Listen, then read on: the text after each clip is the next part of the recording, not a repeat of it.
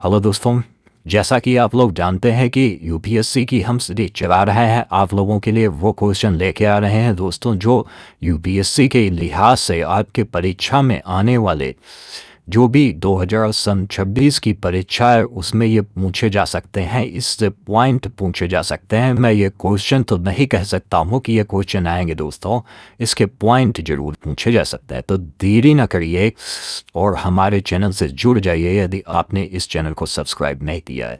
तो देखते हैं इसका पहला क्वेश्चन तिरुपारन कुंद्रम के रिलेटेड जो है प्रकार से ये प्रश्न है दोस्तों, और इसके बारे में हम चर्चा करेंगे।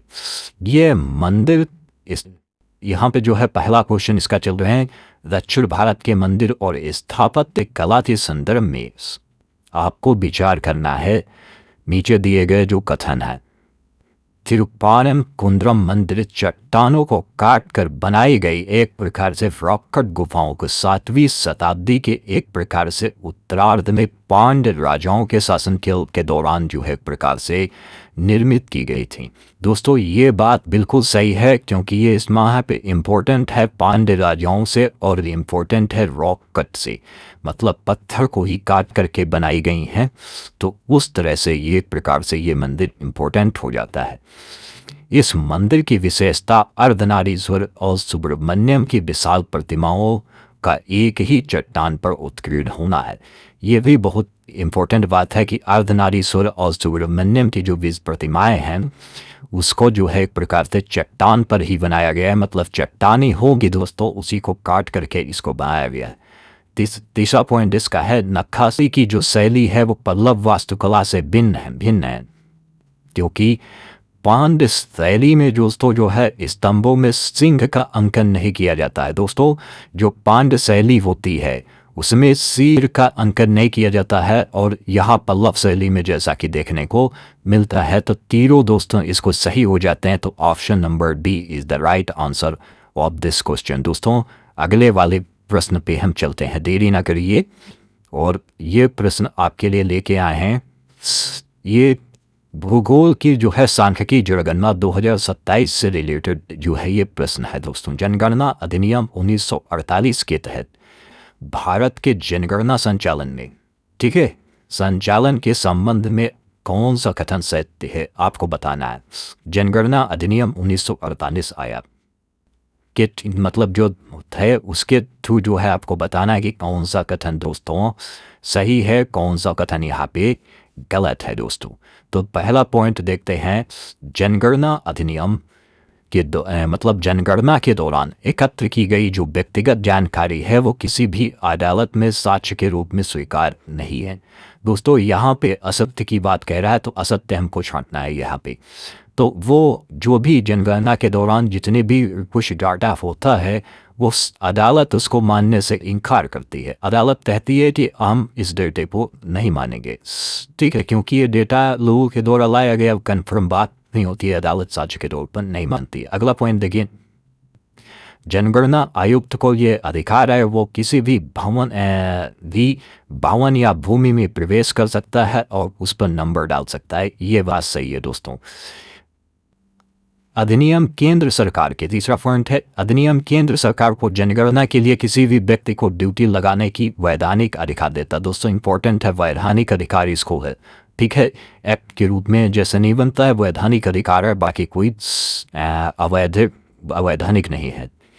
राज्य सरकारें अपनी इच्छा से जो है जनगणना की प्रश्नावली में स्थानीय भाषाओं के आधार पर प्रश्न जोड़ सकती है। ऐसा कुछ नहीं है दोस्तों, ये प्रश्न जोड़ने का इनको अधिकार नहीं है राज्य सरकारों को, ठीक है।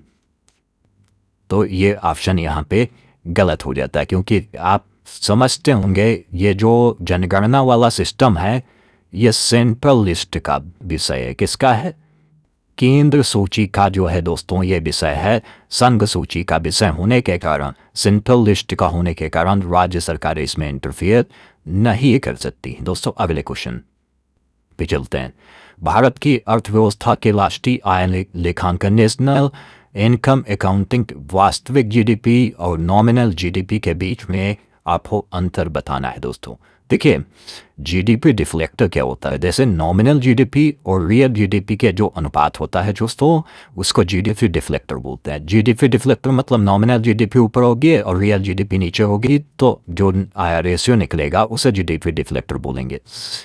अगर जो जीडीपी डिफ्लेक्टर का मान 1 से ज़्यादा हो जाए, मतलब नॉमिनल जीडीपी से ज़्यादा है और रियल जीडीपी कम है, तो ये बताता है कि 20 ईयर की तुलना में मुद्रास्फीति हुई है। तो मतलब 20 ईयर नॉर्मल ईयर वाला होगा के आधार पर निकल नॉर्मल जीडीपी के हिसाब से निकालेंगे, उसकी तुलना में अब जो है मुद्रास्फीति ज़्यादा है। मतलब ये है कि पहले सामान वही 10 रुपये का दोस्तों आता था, अब वही सामान की कीमत 20 रुपये पहुँच गई है।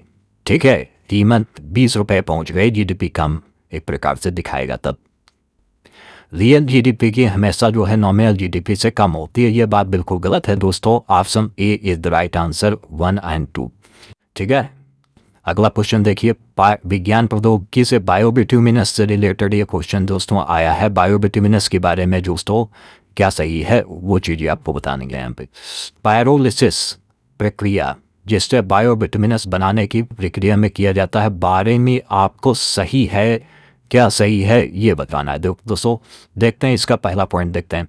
यह ऑक्सीजन की जो एक प्रकार से प्रचुर मात्रा में बायोमास जलाने की प्रक्रिया है। ऑक्सीजन को प्रचुर मात्रा में बायोमास जलाने की प्रक्रिया है। ऑक्सीजन की अनुपस्थिति में कार्बनिक पदार्थों को ऊष्मीय अपघटन, ठीक है, थर्मल डिकम्पोजिशन करने वाली प्रक्रिया है। तो option B is the right answer दोस्तों, यही इसका सही होगा, क्योंकि इसमें आज जो भी चीज़ें होती हैं वो ऑक्सीजन की अनुपस्थिति में ही होता है। तो यही इसका जो सही आंसर हो जाए। यह केवल प्लास्टिक कचरे को ईंधन में बदलने के लिए उपयोग की जाती है। ये भी ऑप्शन यहाँ पे दोस्तों गलत हो जाता है। अगला क्वेश्चन देखिए क्या कह रहे हैं। हाल ही में अमेरिका जो है कई सारे संगठनों से जो है दोस्तों हट रहा है। बहुत सारे संगठनों से जो है अमेरिका हट चुका है दोस्तों। तो उस पर ये चर्चा में यूएसए वाला जो है मैटर रहा है। तो एकीकृत अलगाववाद कहा जा रहा है। इसका अर्थ क्या है? वैश्विक व्यापार में शामिल रहना लेकिन राजनीतिक सुरक्षा समझौतों से दूरी बनाना। ऑप्शन ए इसका जो है सही आंसर होगा, क्योंकि ये जो दोस्तों व्यापार में तो शामिल है लेकिन राजनीतिक और सुरक्षा समझौतों से ये इसने दूरी बना ली है। बहुत सारे ऐसे मतलब संगठन है जिनसे ये बाहर हुआ है। कोई एक संगठन नहीं है, इसने घोषणा की है, चार्टर को पूरी तरह से अस्वीकार किया है। ये सब बातें गलत हैं दोस्तों। केवल उन देशों को व्यापार करना चाहते हैं लोकतांत्रिक है, जब पहला सही हो जाता है तो बाकी सब गलत हो जाते हैं दोस्तों। अगला क्वेश्चन देखिए। Hyper spectral remote sensing EOS एनमन की मुख्य विशेषता बताइए। यह अंतरिक्ष प्रौद्योगिकी है। तो रिमोट सेंसिंग ये प्रोसेस है मतलब EOS एनमन की जो मुख्य विशेषता है मल्टी स्पेक्ट्रल सेंसिंग, एक साथ कई चीज़ों को एक प्रकार से सेंसिंग कर सके वो चीज़ें हैं।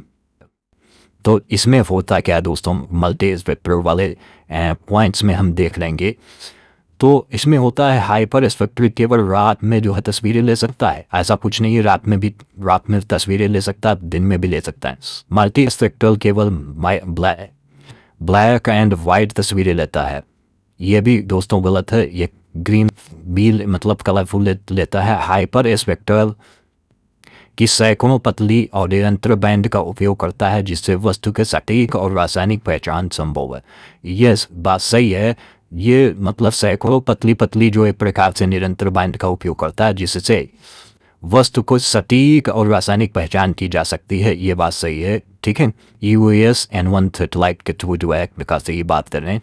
हाइपर स्पेक्ट्रल के लिए उपग्रह का बहुत बड़ा होना अनिवार्य है।